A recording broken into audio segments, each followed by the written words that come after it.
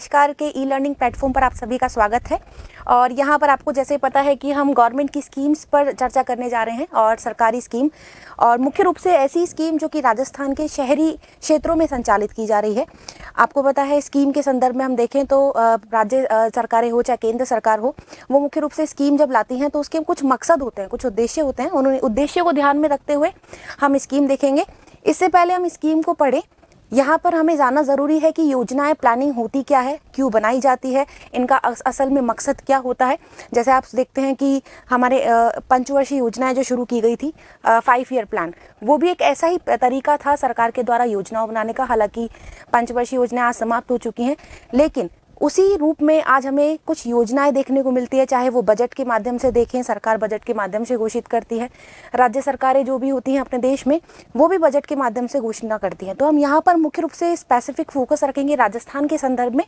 और उससे पहले हम यहाँ देख लेते हैं प्लानिंग, योजना होता क्या है। जैसे कि आप अपनी लाइफ में प्लानिंग करते हैं, योजनाएं बनाते हैं, बिल्कुल इसी तरह जो केंद्र सरकार है वो भी क्या करती है, देश की अर्थव्यवस्था के लिए, उसको मजबूत बनाने के लिए कुछ योजनाएं बनाती हैं। यहाँ पर योजना का मतलब क्या है, एक रणनीति से या फिर नियोजन, यानी रणनीति का मतलब स्ट्रैटेजी। प्लानिंग फ्यूचर के लिए की जाती है और फ्यूचर के में क्या क्या उसके उद्देश्य, क्या क्या उसके गोल अचीव होंगे, मुख्य रूप से वो रणनीति मुख्य रूप से इस planning is also called strategy और प्लानिंग। यानी एक ऐसी प्लानिंग जो कि पहले पूर्व निर्धारित होती है और उसके हमें लक्ष्य, उसके हमें जो निर्धारित मुख्य रूप से गोल हैं वो हमें भविष्य में देखने को मिलते हैं कि उसके परिणाम क्या होंगे। तो योजना क्या है, रणनीति, और एक इसी को क्या कहा जाता है, नियोजन भी कहा जाता है। साथ में देखें, किसी भी लक्ष्य को प्राप्त करने के लिए उसकी रूपरेखा मतलब एक ड्राफ्ट तैयार करना, एक रूपरेखा निर्मित करने को योजना कहते हैं। जब सरकार योजनाएं बनाती है तो मुख्य रूप से उन योजनाओं को बनाने के लिए पहले एक ड्राफ्टिंग तैयार की जाती है। जैसे आपने सुना होगा, जब योजना आयोग भी जो प्लानिंग करता था तो उसमें एक ड्राफ्टिंग तैयार की जाती थी, पूरा एक प्रारूप बनाया जाता था, उसके बाद उसको क्या किया जाता था, इम्प्लीमेंट किया जाता। तो यही योजना के संदर्भ में देखने को मिलता है। यहाँ पर रूपरेखा निर्मित की जाती है, उसके बाद उसी रूपरेखा को जब प्लान वे में यानी कि एक नियोजित तरीके से जब इम्प्लीमेंट किया जाता है तो उसी को नाम दिया गया है योजना। आगे देखें, इसमें अब एक प्रश्न मन में आता है कि सरकारें योजनाएं क्यों बनाती है, why do government make policies, क्यों, ऐसा मकसद क्या है योजनाओं बनाने का। आप अपनी ही लाइफ पर देखिए, अगर आप अपनी लाइफ में कुछ प्लानिंग करते हैं कि मुझे 1-2 साल बाद ये काम करना है, तो क्यों करते हैं, ताकि आपको भविष्य में अच्छे परिणाम मिल सके, आपका इकोनॉमिक ग्रोथ हो सके। तो यही मकसद है मुख्य रूप से। पहला मकसद देखें तो लोक कल्याणकारी राज्य की अवधारणा, वेलफेयर स्टेट, एक ऐसा राज्य बनाना, यहाँ स्टेट से मतलब राज्य नहीं है, यह स्टेट से मतलब संपूर्ण देश है, संपूर्ण देश, यानी कि पूरे देश के लिए, संपूर्ण राज्य के लिए लोक कल्याणकारी यानी कि वेलफेयर स्टेट बनाना, और वहाँ पर रहने वाले हर एक वर्ग के लिए मुख्य रूप से योजनाएं। आज आप देखते हैं कि सरकार जो योजनाएं बनाती हैं वो मुख्य रूप से हर एक सेक्शन के लिए होती हैं, चाहे वो महिलाएं हो, चाहे बच्चे हो, चाहे वृद्धजन हो, हर एक सेक्शन के लिए योजनाएं अलग अलग प्रकार से प्लान की जाती है। तो यानी कि वेलफेयर स्टेट, जहाँ पर सभी वर्गों का आपस में वेलफेयर हो सके, कल्याण हो सके। दूसरा देखें, लोगों के जीवन स्तर को उच्च बनाना, लिविंग स्टैंडर्ड को, लोगों के जीवन स्तर ऊंचा कैसे होगा। जब सरकार योजनाएं बनाती है तो उसके अंतर्गत कुछ प्रावधान करती हैं। फॉर एग्जांपल, सब्सिडी देने के माध्यम से, सैलरी बढ़ाने के माध्यम से, कोई भी योजना है। जैसे बजट में घोषणा कर दी, सरकार ने घोषणा की है कि मनरेगा में काम करने वाला व्यक्ति है उसको सैलरी यानी कि उसको जो जितने दिन का वेतन दिया जाता है उसको बढ़ा के दिया जाएगा। तो यहाँ पर सरकार ने क्या किया, प्लानिंग करी, उसी स्कीम में फेरबदल किया, योजना में बदलाव किया। वो किस वजह से, जीवन स्तर को बढ़ाने के लिए।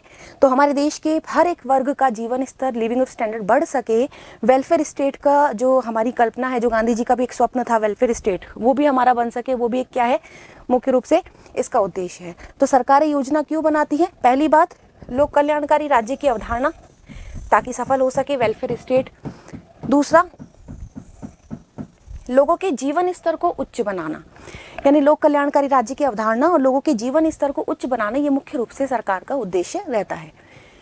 आगे देखें, इसमें योजनाओं के कुछ प्रकार हैं और ये प्रकार मुख्य रूप से क्या हैं। वैसे तो मुख्य रूप से योजनाएं काफ़ी सारी होती है, लेकिन यहाँ पर जो प्रोमिनेंट हमें देखने को मिलती है वो 3 प्रकार की योजनाएं हैं। केंद्रीय क्षेत्रक योजना, केंद्रीय प्रायोजित योजना और राज्य सरकार की योजनाएं। अब इनका मतलब आपने शायद, क्योंकि जब भी स्कीम लॉन्च की जाती है तो वहाँ पर दिखाया जाता है कि सेंट्रल सेक्टर स्कीम है या सेंट्रल स्पॉन्सर्ड स्कीम है या फिर कंप्लीटली कैसी है, गवर्नमेंट या स्टेट गवर्नमेंट की स्कीम है। तो यहाँ पर 3 योजनाएं, हालांकि योजनाएं और भी होती है, जैसे कि आपको बताएं फ्लैगशिप स्कीम होती है, फ्लैगशिप, कुछ योजनाएं होती है मिशन मोड स्कीम के रूप में, और कुछ होती है पायलट प्रोजेक्ट, आपने नाम सुने होंगे पायलट प्रोजेक्ट। तो इस तरह से योजनाएं देखने को मिलती है, लेकिन इसके अलावा ये 3 योजनाएं तो हैं जो हर योजनाओं में देखने को मिलेगी। इनका मतलब भी जानेंगे, पहले इनका देख लेते हैं मतलब क्या है। केंद्रीय क्षेत्रक योजना, केंद्रीय क्षेत्र मतलब सेंट्रल सेक्टर, ऐसी योजनाएं जो कि पूर्ण रूप से केंद्र सरकार संचालित करती है, पूर्ण रूप से केंद्र सरकार के द्वारा घोषणा की जाती है। यानी उसमें कोई फंडिंग करनी है या उसमें कुछ पैसा डालना है तो उसका केंद्र सरकार की पूरी हिस्सेदारी होती है, अर्थात 100% केंद्र सरकार उसे क्या करती है, फंड करती है। केंद्र सरकार अपने स्तर पर वो लॉन्च करती है। केंद्र प्रायोजित, प्रायोजित का मतलब सेंट्रल स्पॉन्सर्ड, केंद्र के द्वारा लॉन्च की जाए और उसमें जो फंडिंग है वो फंडिंग पैटर्न राज्य और केंद्र दोनों का मिलकर हो। बहुत सारी ऐसी स्कीम है जहां पर केंद्र और राज्य मिलकर क्या करते हैं, जैसे कि अटल भूजल योजना, ये क्या है, सेंट्रल स्पॉन्सर्ड स्कीम है, हालांकि केंद्र सरकार ने लॉन्च की थी, लेकिन उसमें राज्यों की भागीदारी भी है और केंद्र सरकार की भी। कुछ ऐसी योजनाएं हैं जो कि मुख्य रूप से केंद्र की होती है, 100% फंडेड। राज्य सरकार की योजनाएं जो राज्य सरकार की ही कंप्लीटली होती है, जो राज्य सरकार ही अपने राज्य में क्या करता है, मुख्य रूप से फंड करता है। तो ऐसी योजनाएं राज्य सरकार की योजनाएं कहलाती है। वो पर्टिकुलर किसी भी स्टेट की हो सकती है जिसमें केंद्र की भागीदारी नहीं होती, वो फंडेड की जाती है 100% स्टेट गवर्नमेंट के द्वारा। ये 3 स्कीम हो गई, अभी इसको डिटेल में हम डिस्कस करेंगे। अभी इसके बारे में देखते हैं पायलट प्रोजेक्ट। पायलट का मतलब ऐसे प्रोजेक्ट या ऐसी स्कीम जो कि एक्सपेरिमेंटल लेवल पर चलाई जाती है, यानी कि उसके पहले एक्सपेरिमेंट देखे जाते हैं, अगर वो सफल होता है तो उसको वाइडर स्केल पर फिर इम्प्लीमेंट किया जाता है, वो होती है पायलट प्रोजेक्ट। फॉर एग्जांपल जैसे आपने राजस्थान के संदर्भ में ही देखा होगा एक बोल्ड प्रोजेक्ट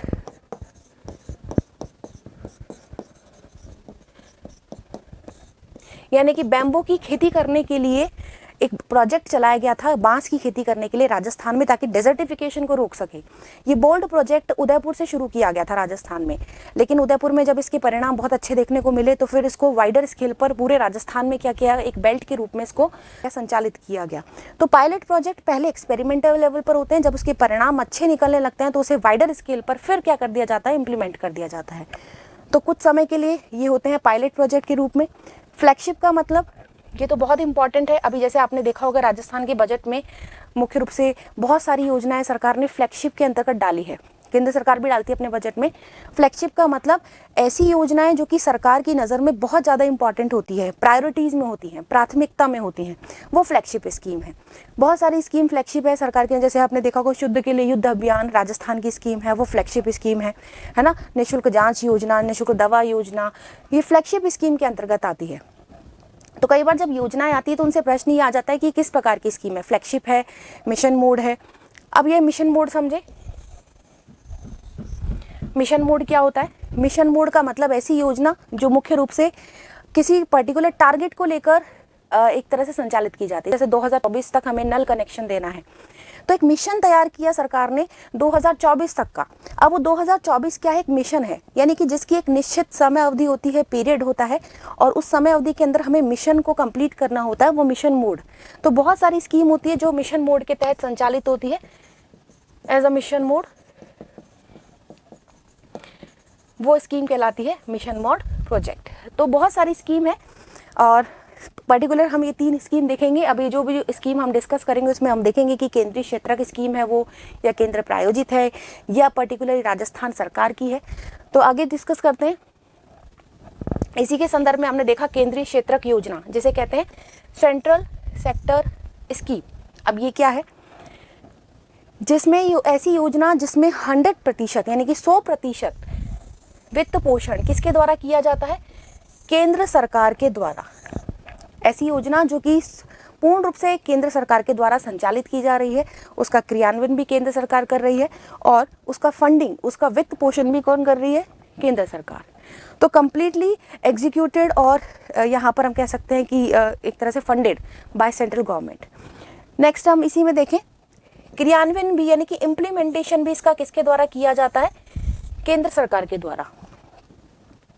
केंद्रीय क्षेत्रक योजनाएं मुख्य रूप से संघ सूची में उल्लेखित विषयों पर बनाई जाती है। आप जानते हैं कि हमारे संविधान में 3 सूचियां हैं, संघ सूची, समवर्ती सूची और राज्य सूची। संघ सूची में वो विषय आते हैं जिन पर केंद्र सरकार का अधिकार होता है, राज्य सूची में वो विषय हैं जिन पर राज्य सरकारें कानून बना सकती हैं, और समवर्ती सूची में वो विषय आते हैं जिसमें राज्य और केंद्र दोनों क्या कर सकती हैं? कानून बना सकती हैं। लेकिन अगर बात करें कि जो केंद्रीय क्षेत्रक योजना है, ये केंद्रीय क्षेत्रक योजना ऐसी योजनाएं हैं जो कि केंद्र सरकार के द्वारा फंडेड होती है, एग्जीक्यूटेड होती है, लेकिन यहाँ पर ज़्यादातर मोस्टली वही होते हैं जो कि संघ सूची में शामिल होते हैं। सब्जेक्ट संघ सूची में जो मुख्य रूप से संघ सूची में जो उल्लेखित विषय हैं उन पर ही योजनाएं बनाई जाती हैं। ठीक है, जैसे एग्रीकल्चर की बात करें तो एग्रीकल्चर संघ सूची का विषय नहीं है, तो संघ सूची के संदर्भ में नहीं आता। तो राज्य के अगर एग्रीकल्चर से जितनी भी स्कीम आपको देखने को मिलेगी वो ज़्यादातर केंद्र प्रायोजित होंगी, यानी केंद्र और राज्य दोनों की भागीदारी होगी, क्योंकि जो हमारी कृषि है, एग्रीकल्चर है, वो किसका स्टेट लिस्ट में आता है, ना कि सेंट्रल लिस्ट में। तो यहाँ पर संघ सूची में जो विषय उल्लेखित होते हैं ज़्यादातर उन पर ही योजनाएं बनाई जाती हैं। ये नेक्स्ट इसमें देखें, केंद्र प्रायोजित योजना, ये हल्का सा मैं आपको बता चुकी थी। प्रायोजित का मतलब स्पॉन्सर्ड, जो केंद्र के द्वारा तो लागू की जाती है, लेकिन उसका फंडिंग, उसका जो वित्त पोषण है वो दोनों मिलकर करते हैं रेशो में। कभी अभी आपने देखा होगा कि कोई योजना चलाई जाती है तो उसमें अनुपात होता है 60-40 का, या फिर आप 75-25 का, 70-30 का, 50-50 का। ये रेशो क्या है? इस रेशो का मतलब है कि आधा पैसा केंद्र सरकार खर्च कर रही है और आधा पैसा संबंधित राज्य सरकारें खर्च कर रही हैं। अब सेंट्रल स्पॉन्सर्ड स्कीम में देखें, ऐसी योजनाएं जिनके कार्यान्वयन हेतु वित्त की व्यवस्था केंद्र और राज्य मिलकर करते हैं, केंद्र और राज्य मिलकर करते हैं, वो कहलाती केंद्रीय प्रायोजित योजना। केंद्र सरकार द्वारा राज्यों को योजनाएं कार्यान्वयन में वित्तीय सहायता प्रदान की जाती है। किसको? केंद्र सरकार द्वारा। किसको? राज्यों को।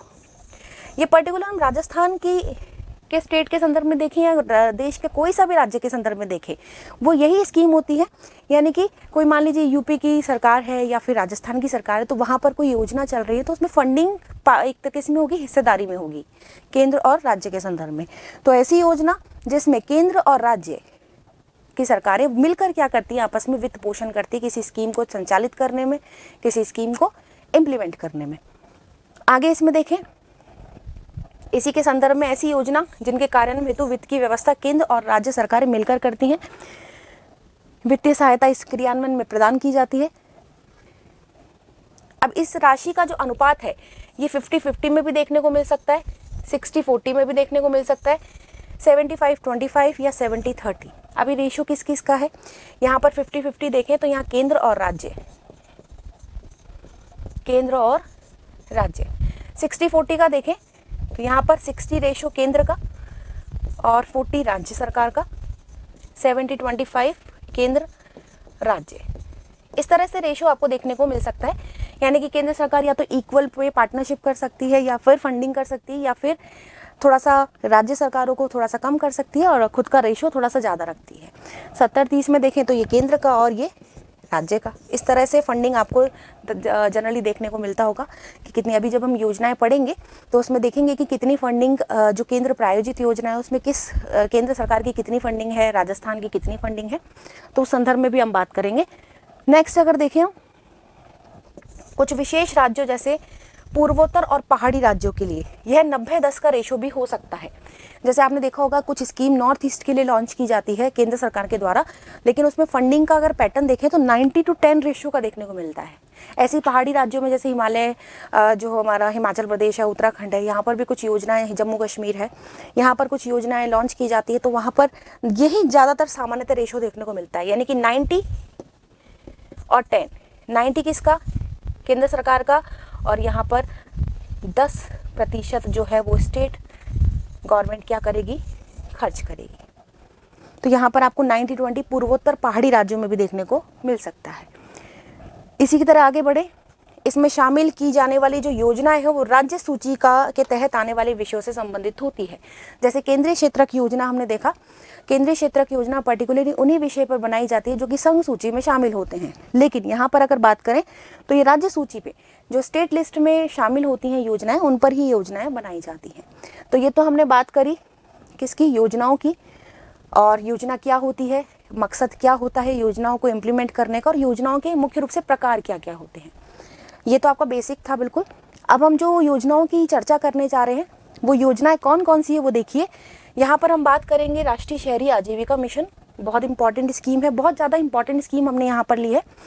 प्रधानमंत्री आवास योजना, स्वच्छ भारत मिशन, इंदिरा रसोई योजना, इंदिरा गांधी शहरी रोजगार गारंटी योजना, इंदिरा गांधी क्रेडिट कार्ड योजना और अमृत मिशन के साथ साथ हृदय योजना, ये दोनों योजनाएं, इनको हम डिस्कस करेंगे और एक एक योजनाओं का पूरा देखेंगे इतिहास से लेकर, यानी कि इन योजनाओं को पूर्व में किस नाम से संचालित किया जा रहा था, साथ में संचालित करने के साथ साथ वर्तमान में किस प्रकार से संचालित की जा रही है, वर्तमान में इनका नाम क्या है, शहरी क्षेत्रों में इनकी क्या भूमिका है। हालांकि कुछ इसमें जो योजनाएं हैं वो केंद्र सरकार की हैं और केंद्र सरकार की योजना होने के कारण राजस्थान में उसकी भागीदारी कैसी है, राजस्थान में कैसे काम कर रही है, वो सब हम देखेंगे।